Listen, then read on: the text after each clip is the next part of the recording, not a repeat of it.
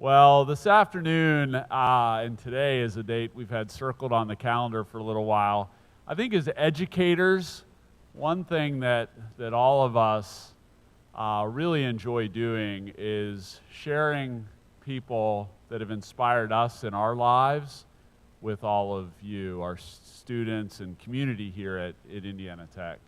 And so Maria and I are really delighted to have Jeannie Zappe with us today. Jeannie's been a longtime friend of me and Maria and someone who has inspired us in our lives. So Maria and I thought it would be nice just to introduce her together.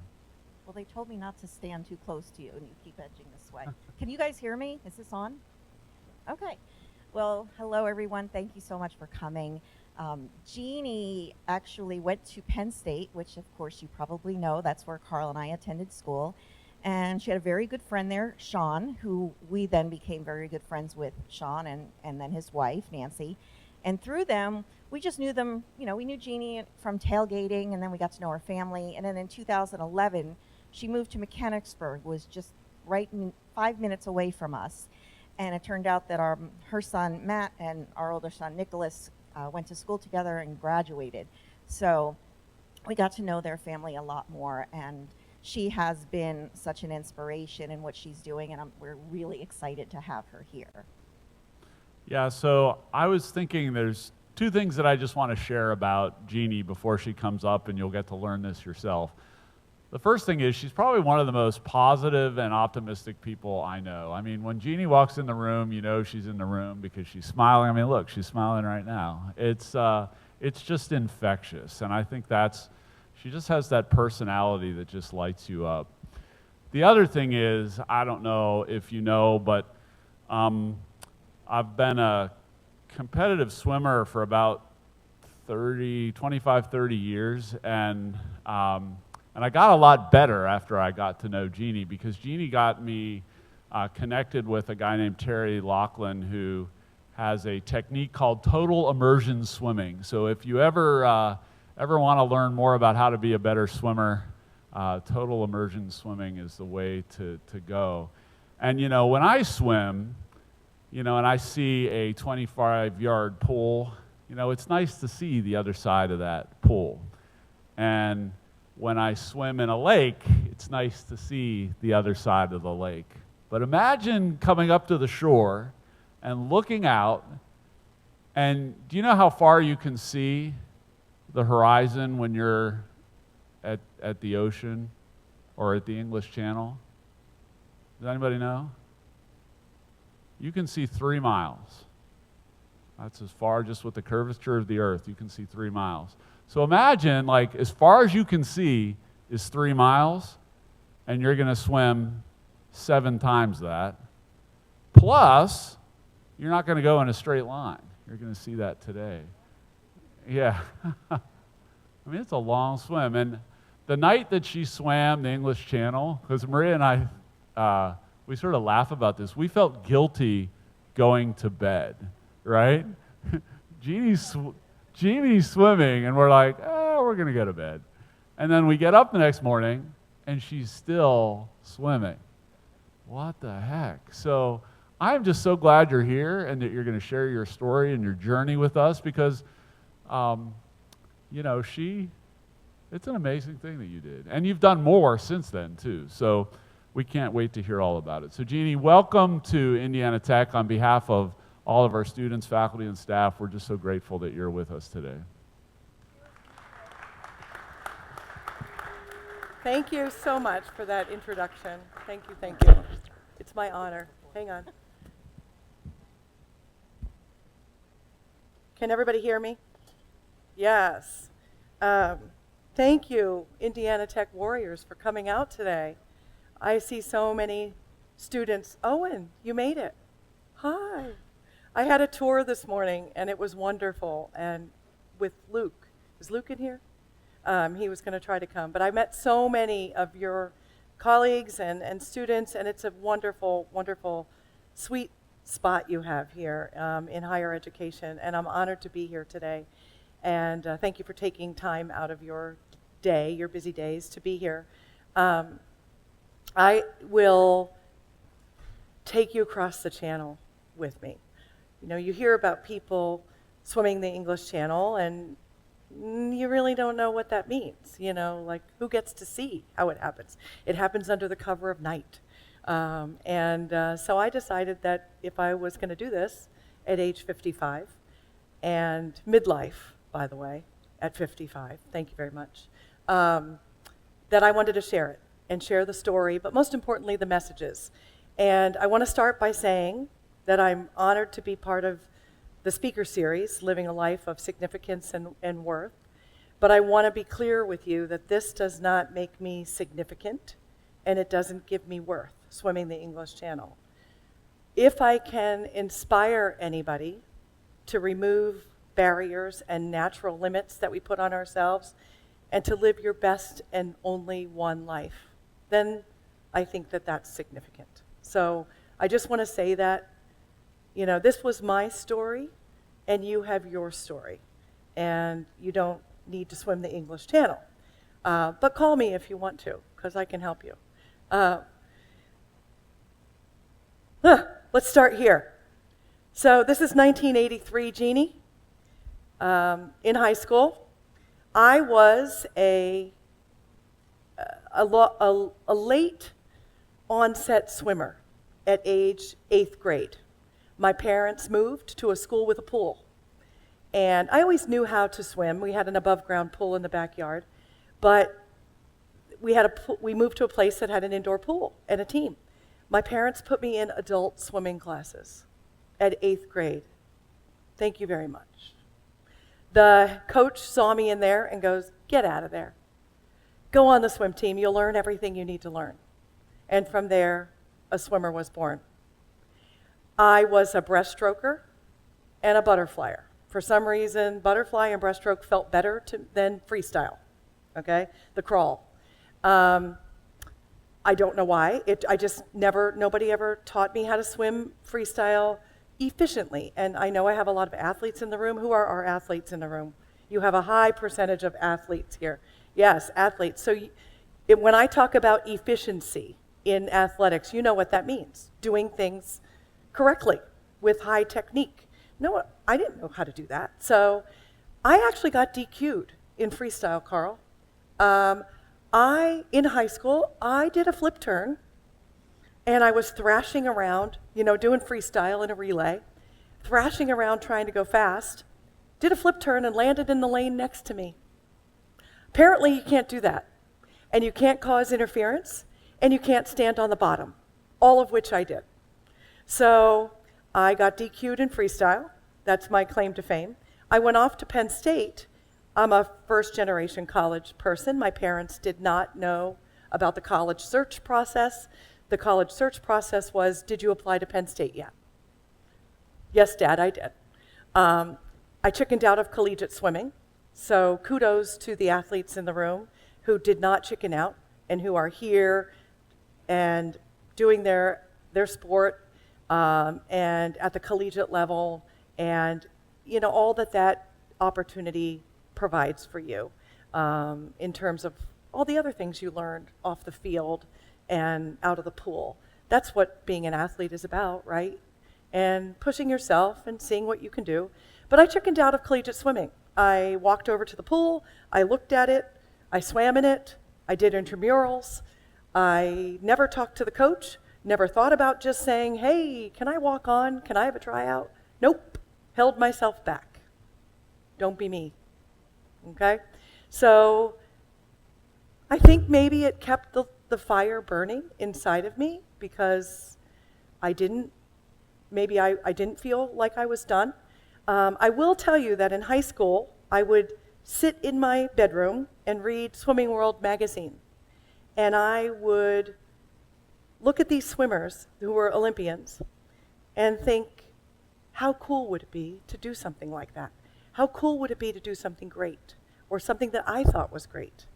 And I didn't know what that was, but I knew I kind of kept that alive. Like, what could I do in my life that I defined as cool or great? Or something that, where I could see my own, where are my limits? And I think that's what really fueled me for years to come. Here I am in my bathing suit. And, it does take a lot of courage to put your 55-year-old body in a bathing suit up on a screen, so thank you very much. I wear a Wonder Woman suit every time I swim because why not? It's all a state of mind anyway by the time I get there. I've done all the training. Now I just have to Wonder Woman it up and mentally conquer the thing. So this is what it looked like on the shores of France, September 6th, 2021. It was Labor Day after I went in at 10 p.m. and swam until 1 p.m. the next day in very cold, rough water, 63, 64, very salty. And thankfully, I had 2 Facebook friends who were on the shores of France and able to take my picture and some video, and that's why I have something to share with you today. No wetsuit. Everybody asks, where's the wetsuit, right? Well, you have to swim the way the first person swam the English Channel. It's called English Channel rules. The first person was Captain Matthew Webb in 1875. It took him 21 and a half hours to swim breaststroke across the English Channel. There was somebody that swam right before him, but he wore an inflatable suit. DQ. So Matthew Webb was the first person to swim with just a suit. And then in 51 years later, in 1926, Gertrude Ederle swam the English Channel. The first woman. Took 51 years for a woman to do it. And she broke the men's record and was the first person to largely use freestyle or Australian crawl. And that was in 1926. So there is no wetsuit in open water swimming. In fact, the people that manage these big swims laugh at you if you even talk about a wetsuit. There was a lot of cold water acclimation that I had to do.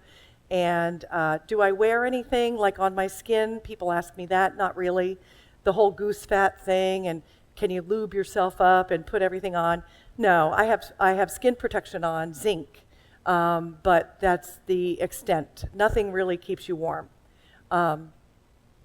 So let me talk a little bit about what the English Channel looks like. There's a Z for Zappe. I planned that. Not really. This is the way most people cross the English Channel. It is 21 miles as the crow flies from here, Dover, England, which is where there's a lot of history there, war history, and I love this location, this water. If you've ever seen the movie Dunkirk, anybody see Dunkirk? Dunkirk's a wonderful movie. That's the water, and where all the civilian boat pilots went and saved the soldiers that were left on France when the war moved on. And so that's where that happened, a lot of Winston Churchill stuff. And then down here to Calais, France.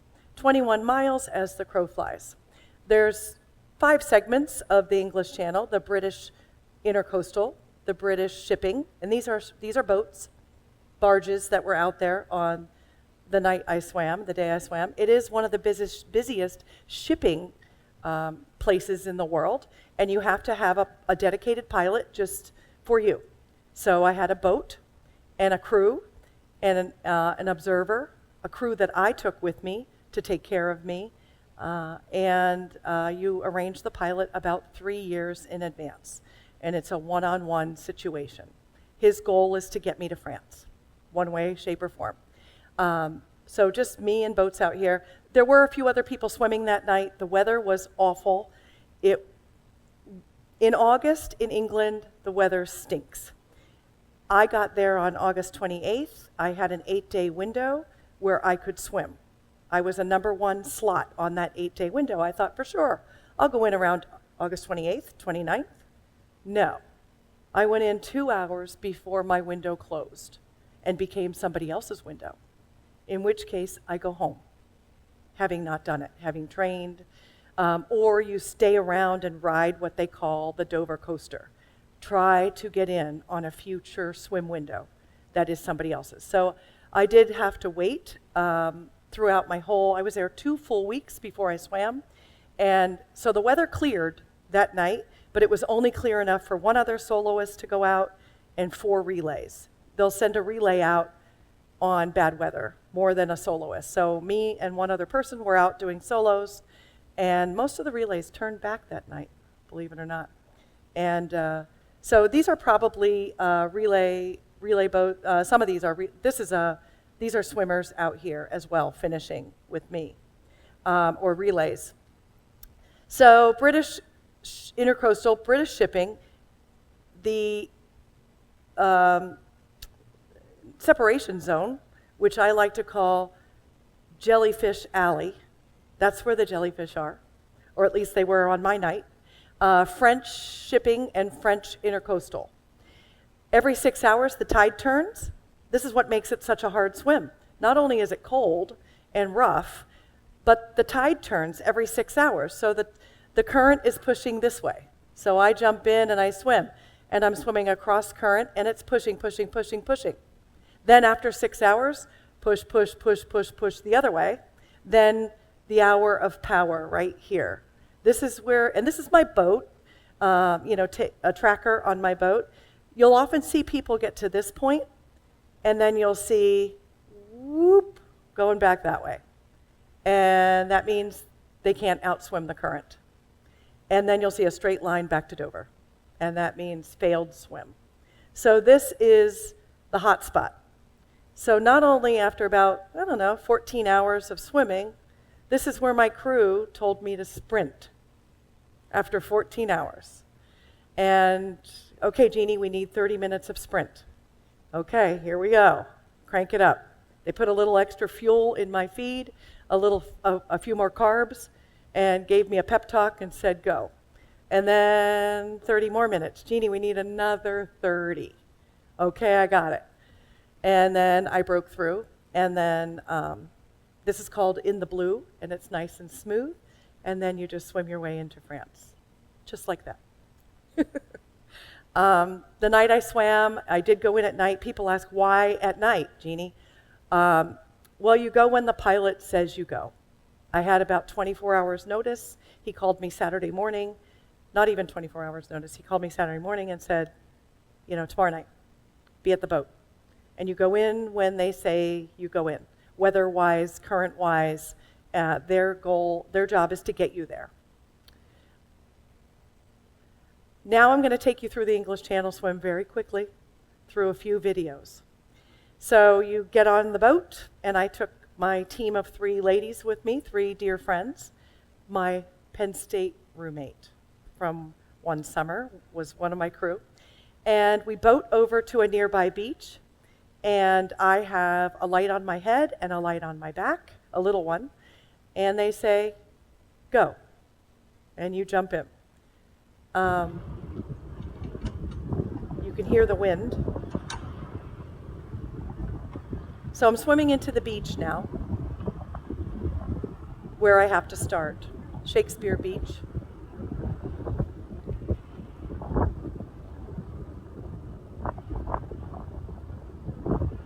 I don't even know what I'm thinking at this point. The whole thing is surreal.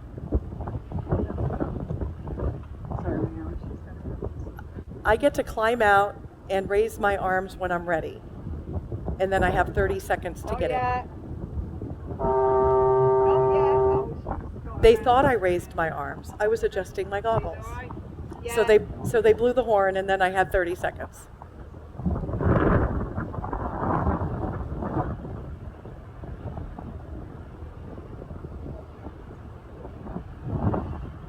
Godspeed, Jeannie. And that's what it looks like. It's kind of like swimming in a dream at night. It's dark, there's no light, there's no ambient light. They don't put a light on you for various reasons, but there's no sharks in the English Channel, by the way. There are sharks in the Pacific, where I swam last September, and they don't put a light on you there because they don't want to attract little fish, which will in turn attract what? Bigger fish. We call them men in gray suits.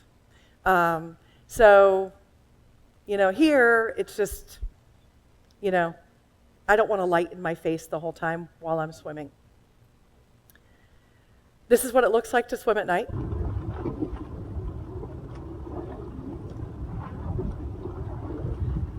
How do I do this? Am I allowed to touch the boat? No, I'm not allowed to touch the boat. I'm not allowed assistance of any sort. I am not allowed, I do get to stop every 30 minutes for 30 seconds. Woo-woo! And take a feed, which is a liquid drink, carbohydrates and electrolytes. So basically what I did, and this is one of the messages for all of you, is yes, this was a 15-hour swim. To me, it was 29 30-minute segments. Take something huge and break it down. So all I did was go 30 minutes to 30 minutes to 30 minutes to 30 minutes to 30 minutes. Seriously, that's how it's done. This is a feed. So my crew is throwing me a bottle on a rope, and like an otter, I'm drinking. Believe it or not, I'm sprint kicking. You're doing great. Keep going. That's your feed. You're doing great, keep going. I took people with me, my dear friend Deb and my Susan, my college roommate, and then a mother of a swimmer of mine. I was a coach, an assistant coach at a college named Messiah College, or Messiah University now. And our very first NCAA swim qualifier was a girl named Katie. Her mom is a cancer survivor. And one day Kathy said to me, Jeannie, if you take me on this channel swim with you, it'll make my life. So Kathy came. And my swim also raised money for my mother, who was battling cancer at the time, my mother-in-law, who was battling cancer at the time, and for Kathy. So they all got to pick a charity, and my swim raised money for that. So that's Kathy and my crew. But I took people who I know would keep me going and would not let me out. The only reason to get out would be I'm hurting myself, or I'm in danger, or the pilot says, you're done. You're not going to make it. Otherwise, keep going. That was their job. Keep me going. The feeds were very difficult because the currents were pushing me all over the place, and I had to do them as quickly as possible, get the calories in. I try to get 150 calories in every 30 minutes for 300 calories an hour, just trying to keep fuel on board, and it's all liquid. This is about 8 o'clock in the morning. I've been swimming for 10 hours. This is when Carl and Maria were waking up. Close to 8 a.m. And feeling guilty. A little bumpy out there still. At this point, you can't see France and you can't see England. Barges. It's kind of like Frogger out there, the arcade game Frogger, trying to hop across with all the boats. But the little boats have the right of way. So we had the right of way, not the barges. Eventually, you see France. So this is after I broke through that current, which I'm glad I trained for, and it actually calmed down. Look at that.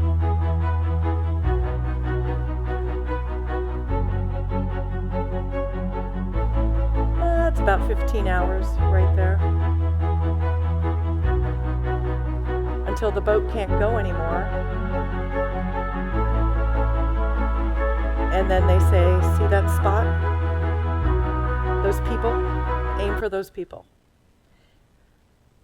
There's a lot of people involved. There's like border control and immigration. Believe it or not, I'm only allowed to be on land for 2 minutes. So everybody asks me, what did you do? Did you go have dinner? What do you think? I have a bathing suit on. No, I didn't go have dinner. I only had 2 minutes to say hello to France and get back on the boat. My passport's on the boat. You know, we have permission to land. And then at some point the boat can't go any further and they just have to release me and I swim in. And then yes, I do have to swim back to the boat. So after you finish, and the athletes in the room will understand this. Carl, you know this from triathlon. As soon as you stop moving, everything goes frozen. So, I get up on the land and I'm there for 2 minutes, and then my arms are just like frozen. But I have to swim back. But at that point, you're really happy, so it doesn't really matter. Thankfully, I have friends who got my landing. Believe it or not, I needed a hip replacement at the time, so I'm having trouble standing. I've since had it. I've also not stood up for 15 hours.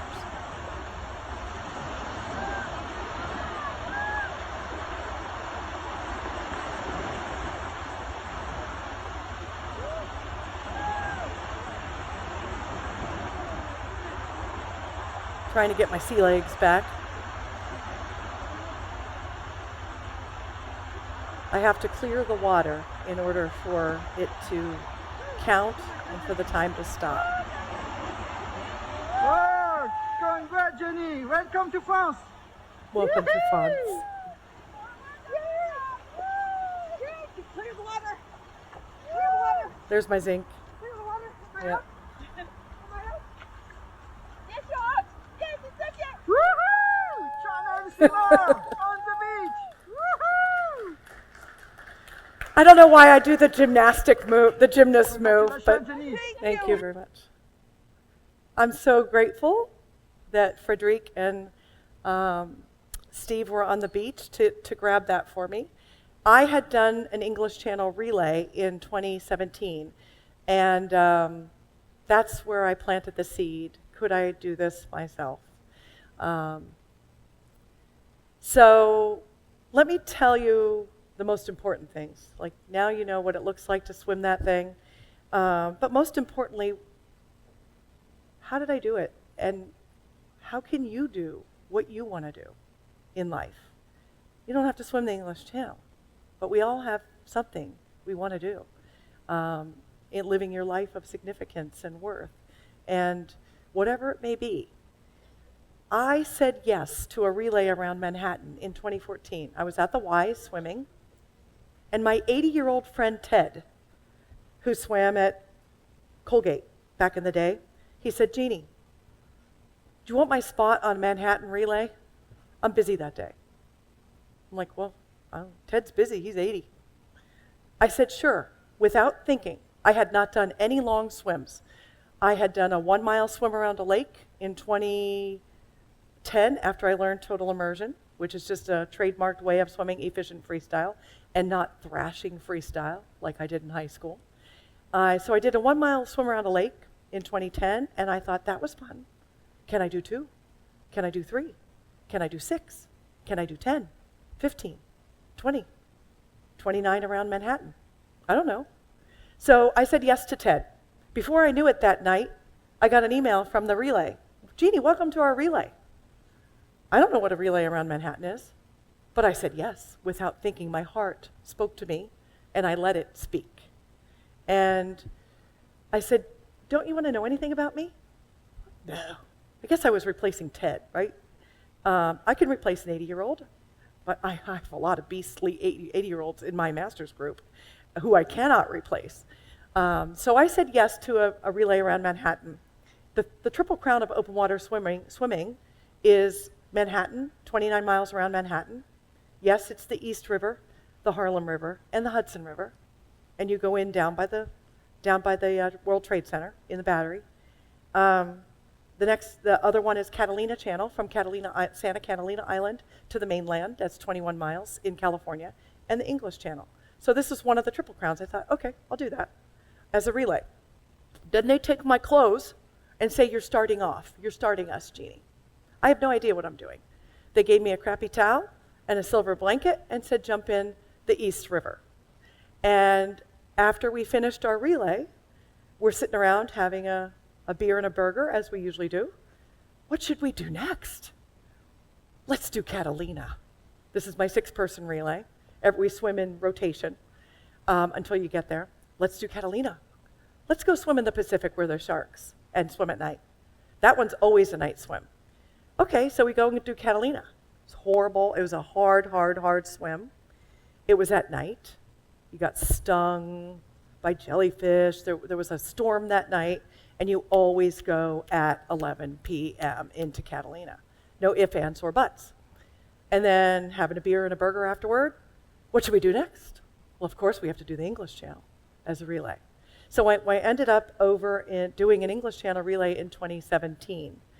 And that is where I started thinking, could I do this myself?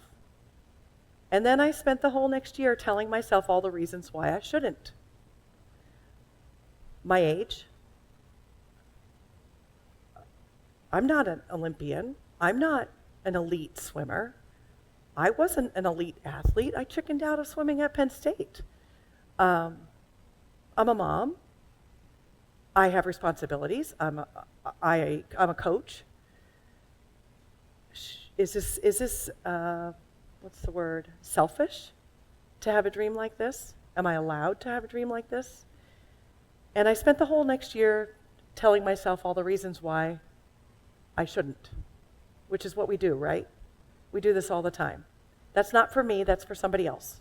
Somebody else can have that success or that dream. Me, I'm supposed to stay in my box. Well, in 2018, the summer of 2018, I was sitting in my living room and I had crafted an email to a pilot, an English Channel pilot. And my son was sitting there, my husband was sitting there, and I said, guess what I just did, guys? Boom. I just sent a message to an English Channel pilot asking for a date. And my son, the swimmer, said, are you okay if you make it halfway, Mom? And I said, Matt, I'm okay if I make it halfway. I mean, halfway across the English Channel, nothing to sniff about, right? But I said, if I'm going to do this, I'm going to do this. Like, I don't want that story. Oh, I got halfway. No, I mean, if that was my story, that's my story, but that was not going to be my goal. And then I said, for the first time, what if I can, Matt? I flipped the dialogue in my head from all the reasons why I can't or shouldn't or that's not for me to what if I can, Matt? Wouldn't it be cool if I could? And what if I can share it? What if I can share the journey with people afterward? Which is why Kathy came, so that Kathy could be my photographer. Most of that video you saw was from my friend Kathy, who said, if you take me, Jeannie, it will make my life. Well, guess what? She made my life. You know, she went with me and gave 2 weeks plus to be with me and get me to France. So that was the first time I said, what if I can? Start with yes. And I'm going to point out basically the students in the room, because I think you're at this age where opportunities are coming to you and they're scary. An internship, call somebody, call an alum, make an appointment, go to career development, get out of your comfort zone, take a job, take an opportunity to learn something, take a class that's out of your comfort zone. Say yes. And to the adults in the room who have always wanted to do something, I can't tell you how many people come up to me and say, I'm afraid to walk into an exercise class at the Y, or I'm afraid of the way I look in a swimsuit. That's why I don't go to the pool. Or I'm afraid to change jobs. Or I'm afraid to go back to school. Why? Say yes. The universe will conspire to help you. I know that sounds all, out there. Let the universe help you, but it's true. When you say yes, doors go flying open and you see things that you wouldn't normally see. You see opportunities. I said yes to Ted at the Y. Yeah, sure, Ted, I'll take your spot on a Manhattan relay. Sure, I'll go swim around Catalina. Sure, I'll go swim the English Channel with my relay. Now I'm going to do all three myself. So, one yes, and the first time somebody asked me to speak, well, Carl and Maria know, if there's one thing I do know how to do other than swim, it's talk. So, but it didn't mean that it was easy or comfortable. It was actually hugely uncomfortable. The other thing I want you to know, other than saying yes, and to listen to your heart, when it whispers something to you, is there's something called the 5-second rule. Does anybody know who Mel Robbins is? Mel Robbins, isn't she amazing? She is, an author and has podcasts and a speaker, and she has something called the 5-second rule. It's pretty simple. 5, 4, 3, 2, 1, do it. So 5, 4, 3, 2, 1, get out of bed. 5, 4, 3, 2, 1, put your exercise clothes on before you put other clothes on that day. 5, 4, 3, 2, 1, jump off the boat and swim into the beach in the English Channel. 5, 4, 3, 2, 1, do the 25 10,000-yard swims in a pool. Every time I needed to do a 10K, which is a 2-hour and 45-minute straight swim of flip, turn, flip, turn, flip, turn. I don't even know how many. One time I counted up the number of flip turns that's in a 10K. But 5, 4, 3, 2, 1, get in and do it, Jeannie.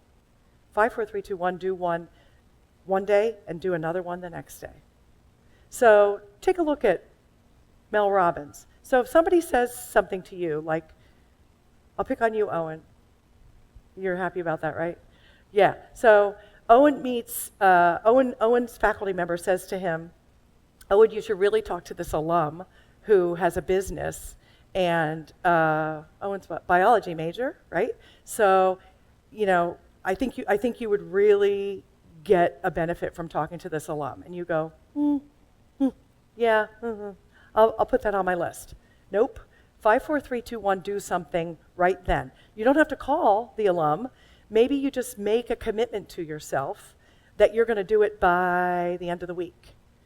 Make it to do. Send yourself a text. Send somebody else a text. Get up and walk across that room and shake hands with the person that somebody told you to go meet. I can't tell you how many people told me to reach out to people and call this marketing person, call this branding person, Jeannie, get some help from this person or that person to speak. 5, 4, 3, 2, 1, pick up the phone and call. It works. It even works to swim the English Channel. 5, 4, 3, 2, 1, jump off the boat. There is a movie called We Bought a Zoo. Anybody know that movie? The guy is Benjamin Mee. And Benjamin Mee said, sometimes all you need is 20 seconds of insane courage. Just 20 seconds of embarrassing bravery. And I promise you something great will come of it. So people think that I'm brave. They say I'm brave. I'm not brave. I have moments of bravery. I chose to be brave the night I sent that message to the pilot. I chose to be brave when I paid the deposit. I chose to be brave when I jumped off that boat. And I chose to be brave many, many times during that swim when I had to find a reason to go on. Just one reason at a time in that swim. So I think we choose moments of bravery. I don't think we're innately brave, for what it's worth. Let me talk about Eternal Optimist for a moment and the universe conspiring to help you. As Carl said, I have a tendency to be the glass half full kind of person, usually fairly optimistic and positive, and I knew that I wanted to use the word optimist or optimism somewhere in my team name. Not that I needed a team name, but I was taking 3 other women with me and I wanted it to be a team. I can't do this stuff alone. Marathon swimming is not a solo sport. It's a team sport. I have people that watch me do my long swims, go with me on training trips, sit at the pool while I'm doing 10K swims. And I'm grateful for that, but it's not a solo activity. As soon as I hit a 10K swim, which is 6 miles, it became not a solo activity anymore. So I knew I wanted to use optimist in my team name. The night I sent the message to the pilot, I never even looked at his boat. You know where I'm going. His boat name was the Optimist. So I couldn't believe it when I pulled it up. This is an actual picture of sunrise while I'm out there swimming, taken by Kathy. And then I'm on the phone with my college roommate, Susan, and while I was trying to get ready for this swim, the pandemic happened. Pools closed. They threatened to close lakes. They canceled my Catalina swim. I was supposed to swim Catalina in 2020 as a preparation for the English Channel, which is about the closest swim that you can get to the English Channel. It's rough water, California, 21 miles. And there was a lot going on. I couldn't travel to England. England was closed. There was a quarantine, a 10-day quarantine.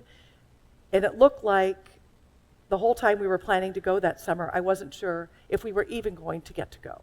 So I was training, not knowing if I was going.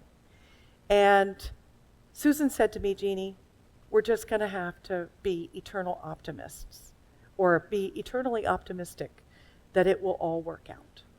And right in that moment, I said to Susan, that's our team name. And we became the Eternal Optimists. And we went, even though there was a 10-day quarantine that they lifted 3 weeks before I left, but after I booked non-refundable housing for the quarantine. But thankfully they lifted the quarantine. But we did have to test about, 8 times while we were over there.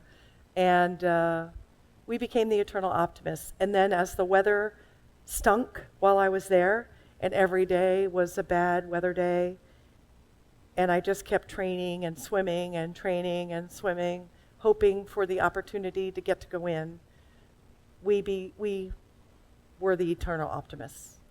And it went a long way. Optimism will get you pretty far if you couple it with a bunch of other things, but it gets you really far. So we were the Eternal Optimists. I then came back and decided that I was going to rename my business Eternal Optimist and speak as the Eternal Optimist. So that's where that came from. I want you to also know that you can do hard things. I just talked about adversity. I had pools that were shut down. Thank goodness I work at a pool, and it was a privately owned pool, and I could swim in it during the pandemic, where all the other ones were really shut down. I swam in lakes. I traveled during the pandemic where I could travel, where I was allowed to travel, to train. I waited to swim.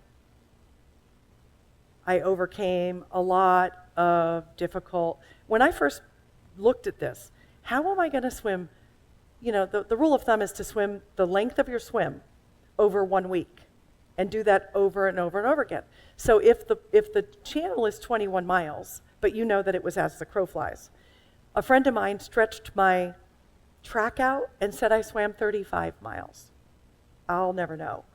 But I knew I needed to train about 21 to 23 miles a week. I had no idea how I was going to do that when I first took this on. But little by little, I formulated a plan. I talked to people, I interviewed people. There's no book about how to swim the English Channel. I have friends who have done it. I have friends who have failed. And made a plan and went through a lot of difficult time to prepare in every possible way for every possible thing that I could need on that swim. I also talked about how it's not one giant step. It's a 29, 30-minute swims. That was my swim. Break it down. I did not swim 23 miles a week. Eventually I did, but I had monthly yardage goals that I broke down into weekly yardage goals, into daily training. Here's the takeaway. I had to become intentional about it. If something is important to you, it goes in the calendar first. I used to swim when I could swim. Oh, it looks like it's a good day, I can swim today. And I would swim 3 or 4 days a week, and I would swim these other long swims, longish 6-hour swims. They were short. But I would swim that on whatever I was doing with training. Well, now I needed to become intentional about it. And you all know this. If something's important, put it in the calendar first. I would look at my calendar for the week and say, where can I swim? How much do I need to swim? Morning, afternoon, what am I doing and where am I doing it? So when something's important to you, finding an internship, getting a job, taking on some new challenge, don't put it off. Break it down into bite-sized pieces and put it in your calendar first. It's that urgent versus important thing that we all struggle with. It's a lot of little steps that will all add up. This is me sitting in my horse trough in my garage. So I knew I needed to do cold water training. What I was most worried about in my swim was, how am I going to know how 15 hours, or however many hours it is, how does that feel in the low 60s? 61, 62, 63. I can't replicate that. I swam 6 hours in 60 degrees as a qualifying swim, but I can't replicate 15. So I went to Tractor Supply, and I asked for a 100-gallon horse trough. And the guy said, "Do you have a horse?" And I said, "No, but I have a project." So my son would go out and get 6 bags of ice, big bags of ice, and take great pleasure in filling up my trough for me at night. I had a television in there, and I was watching the Olympics while sitting in my horse trough. That's my thermometer. I figured if I could sit still in 60 to 61 degrees for an hour and a half and not move a muscle, maybe I could make it 15 hours in 63 or 62. And I did that over and over and over again. And this is me about 10 o'clock at night, getting in the tub, and I would scream, and my husband would come out and go, "Are you okay?" And I'm like, "I'm good now. I'm good." It worked. I finished that channel swim. I wasn't cold at all. I can't believe it. I got out, and my friends are trying to put hats on me and tea and my parka, and I'm like, I'm good. I couldn't believe it. So you can do hard things. I never thought that this is how I would be spending my mid-50s, but you look at that. I talked about, if it's important, don't leave it to chance. Don't put it off. 5, 4, 3, 2, 1, put it in your calendar. Be intentional. And I really do think, and you guys know this, I'm only here to remind you of these things, that life is truly lived when you're uncomfortable. Don't live in comfort. I can't tell you how awesome it was to be out there swimming. Did I have any trouble? Yes. Did I have to keep deciding how to go on, to find one reason to go on? That's what somebody told me. "Jeannie, just find one reason at a time to go on." So in the middle of the night, I'm getting stung by jellyfish at 4 or 5 in the morning. I popped my head up and told my crew, "Jellies." They said, "We know, keep going." See, that's the kind of friends you want to have. Shut up and do it. And, I was uncomfortable, but hugely uncomfortable. I couldn't lift my arms for 2 days afterward. They were frozen down. But when I was on the beach 2 days after my swim, I met the woman who did the one and only 4-way swim. 4 laps of the English Channel in a row. Over 10 minutes on land, over 10 minutes, over 10 minutes, over 52 hours she swam, 1 year after cancer. Sarah Thomas. I met her on the beach because she was helping somebody else with his swim. And she told me to go to sleep with my arms up in the air next time. Because at least if they're frozen up instead of frozen down. But I'll tell you, when I was uncomfortable in that channel, I said to myself, don't wish this away. You wanted this. Eat this up. Are you going to be here again? Do it. Love it. This is where life, I felt so alive and so young. And it was just the most amazing feeling to see what your body can do.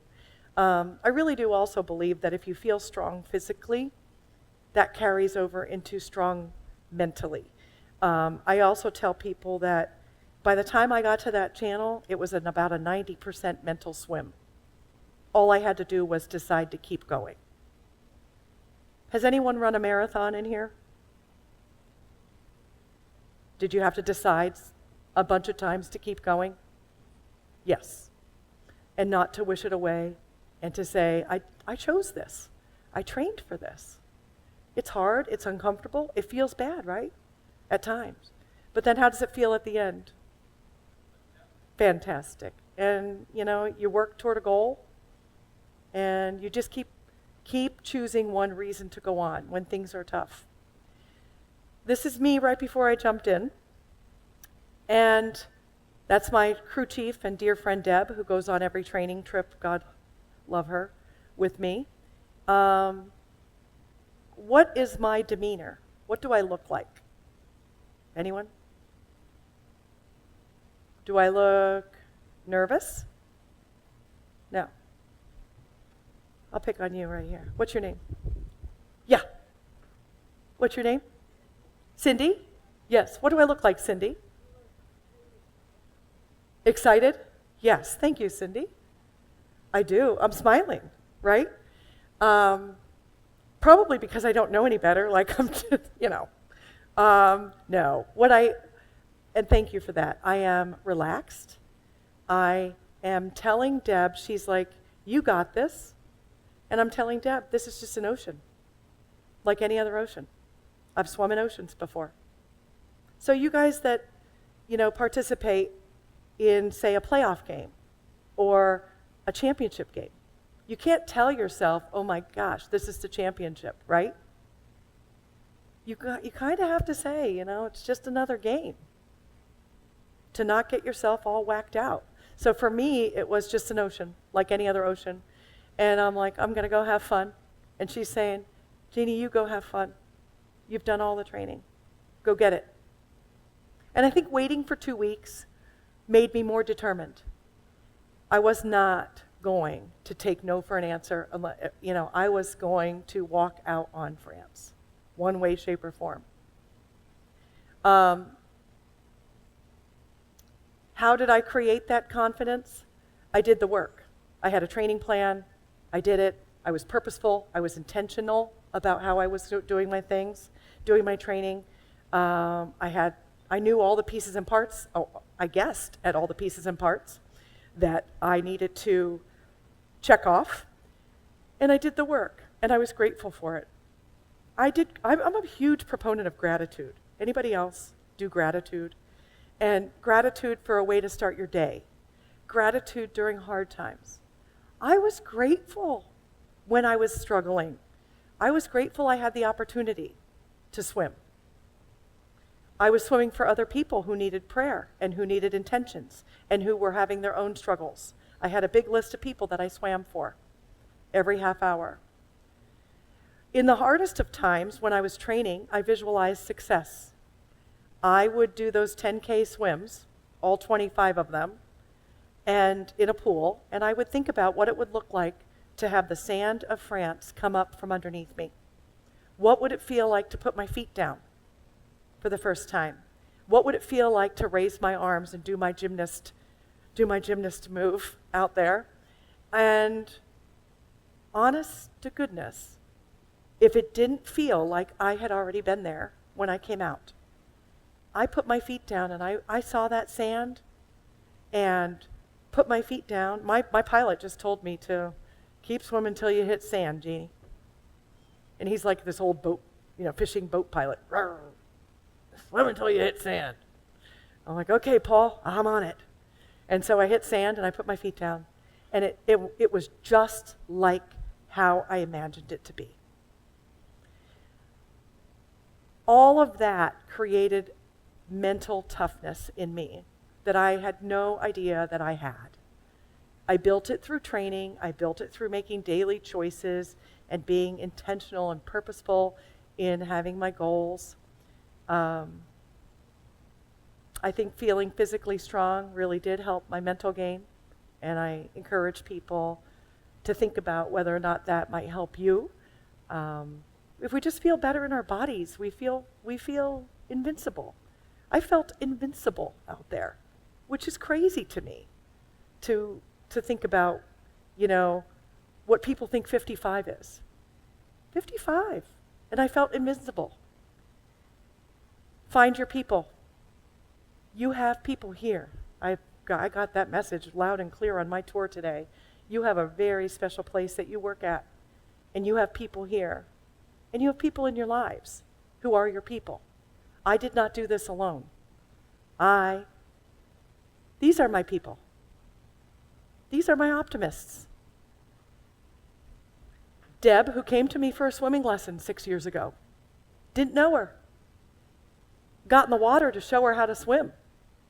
She didn't like that. But she's gone on every training trip with me. One day she said to me, and I was just her coach, and she's like, I'd like to see one of those big swims that you do sometime. I said, do you want to come on my Manhattan swim with me? That was the beginning of the end for her. Now she goes on everything.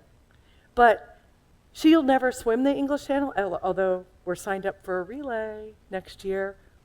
Susan, Deb, and me, because I want to take them and give them that opportunity to swim a relay. They will never swim solos. They don't want to. That's fine.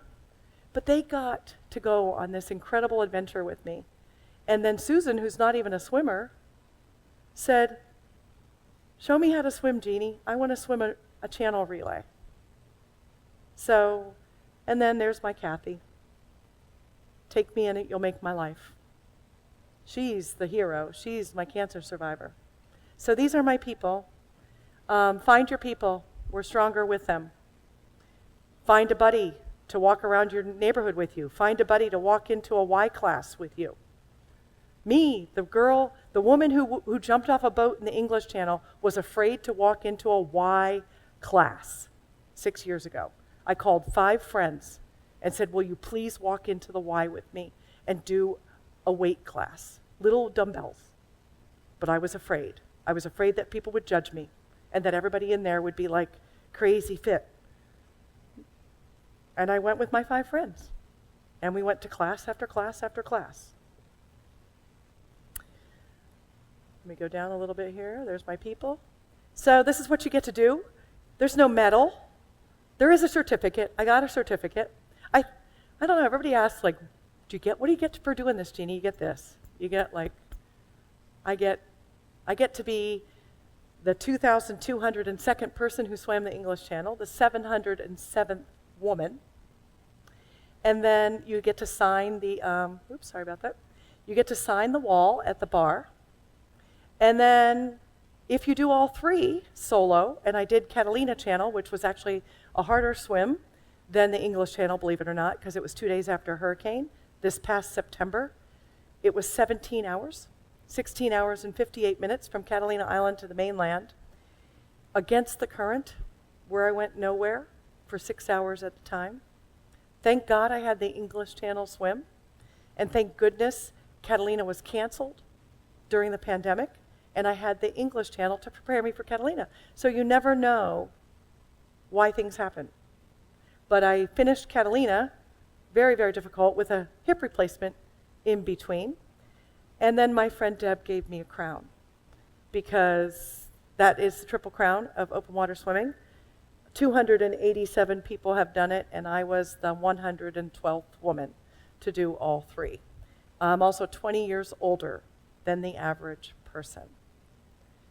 Again, midlife. So my message to you is that anything is possible. No limits. Don't put limits on yourself. Dream your dream. Figure out what it is that you want to do in your life of significance and worth. And persist through the hard work and the adversity, which does then build your confidence, makes you mentally tough. And add in a splash of eternal optimism, and you never know where you might land. Maybe even France. And so this is my story of living a life of significance and worth, in some regard. What's yours? Ask yourself, what if you can? Have whatever you want. You might just get it, and it can and will make your life.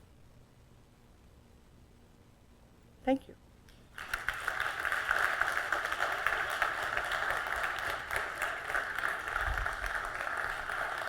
Thank you so much. Thank you for being here.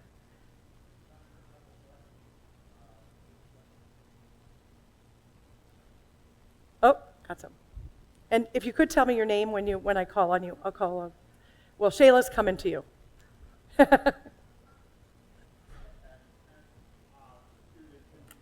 Yes. Feel free. Go to class as needed. Thank you, students, for taking the time. Yes, So my name's Mason. But Nathan? Mason. Mason. But my question to you is, so you're going to be leading your friends who have never done anything like this crazy, in their entire lives of like this big of a swim. How are you going to keep them, I guess, level-headed, and how are you going to motivate them? Because they're going to obviously go through like some mental struggles of going through something they've never been through before. So like for me, I'm on the men's volleyball team. Volleyball? I'm currently in the position to like help my team win a conference tournament title, and then also go to nationals. And I'm, the goal is to win nationals. Yes. And I'm trying to compare my situation to your situation as to how will I be able to use what I'm learning today to help my team. To help your team? Good question. And you were talking about my team that I'm going to take on a relay with me? Yes. So Mason wants to know like how he can use this in his volleyball team, and how am I going to inspire my relay? Well, I'm in touch with them all the time. I am helping them, pushing them, but gently encouraging them and building them up. I think positivity goes a long way. I think, what do I really do as a coach? As a coach and as a leader on your volleyball team, what we really need to do for people is to help them believe in themselves, right? Believe it or not, people don't sometimes, or maybe they haven't had a coach who believed in them or who told them that they were capable, or maybe parents don't talk like that to them and say, you know what, you can do this. You have talent. Let's just put the work in now.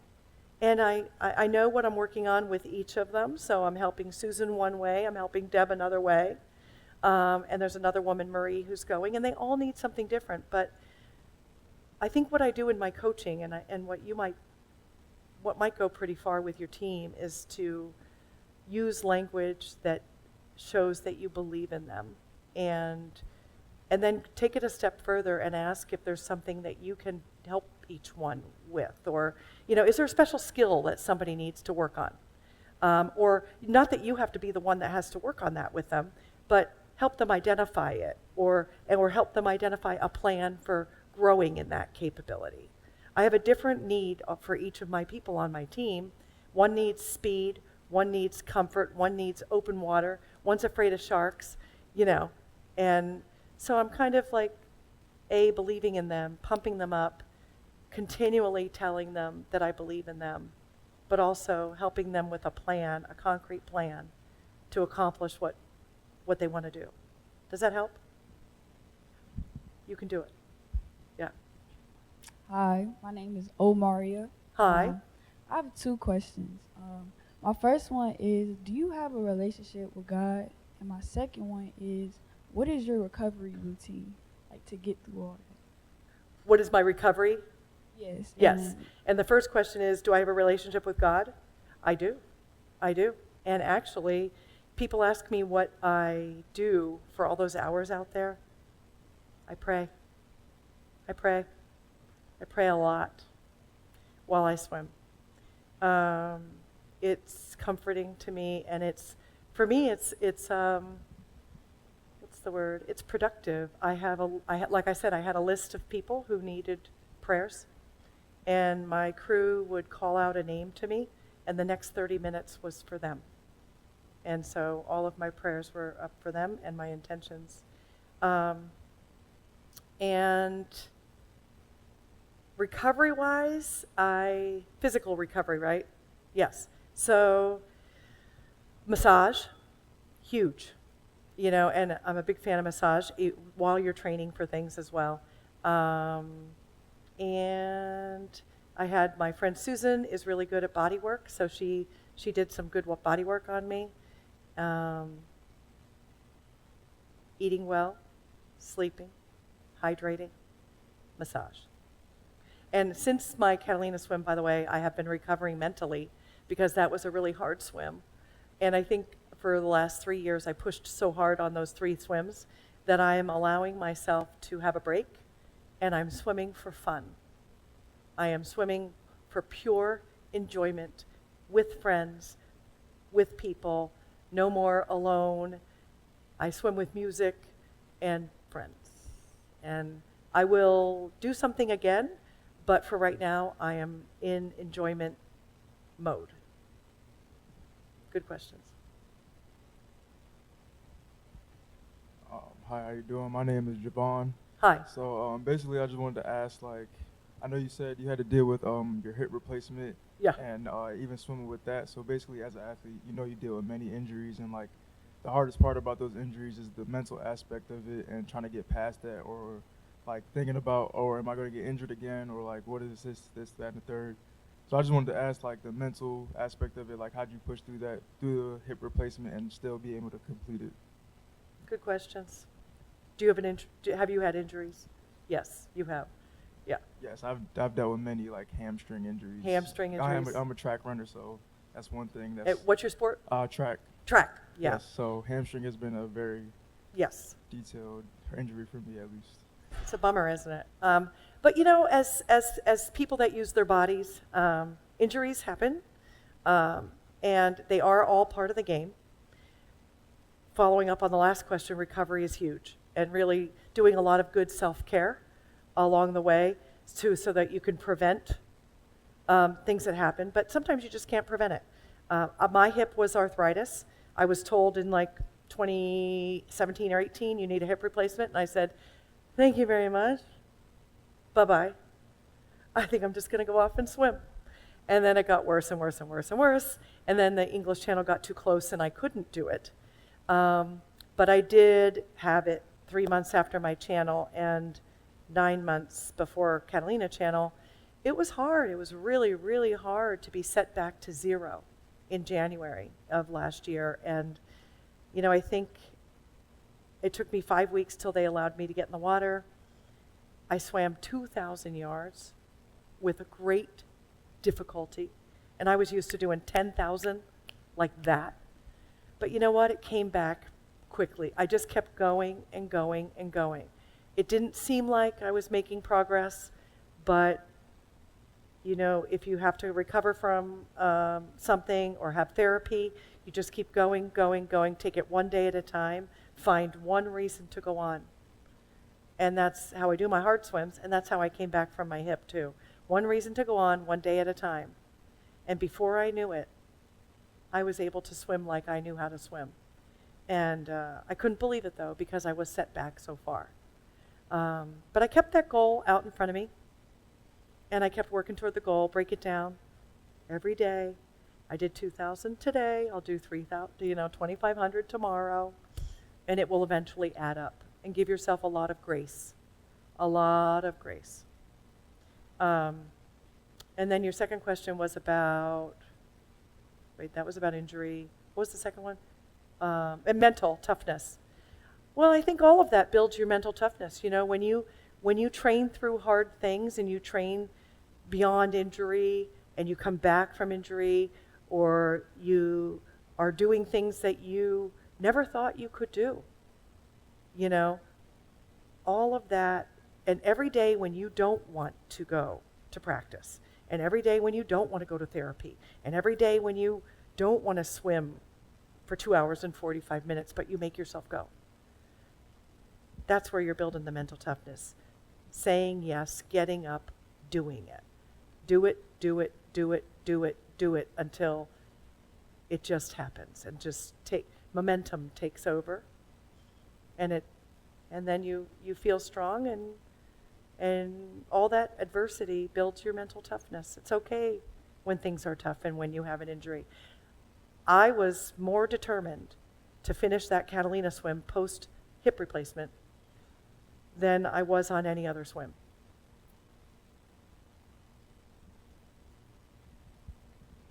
Hi. Hey, my name's Ahmad. I basically wanted to ask, like, when it's game time, like, how do you stay mentally focused and prepared? Like, as you're in the moment, like, as you were swimming, and, like, how did you stay motivated within your mental to, like, just say, nah, forget this, like, I'm just done? Yeah, well, that's kind of hard. But You know, I practice the silly 5, 4, 3, 2, 1 thing. You know, 5, 4, 3, 2, 1, walk. 5, 2, 3, 5, 4, 3, 2, 1. Don't overthink it. I think, you know, we have something about like after 5 seconds, your brain wants to go back to safety. So if you take action like within 5 seconds, you know, you're kind of in that momentum thing. And you know, the last thing I'll say, and I know we're close on or over here on time, but Mark Spitz was a very famous swimmer in 1972.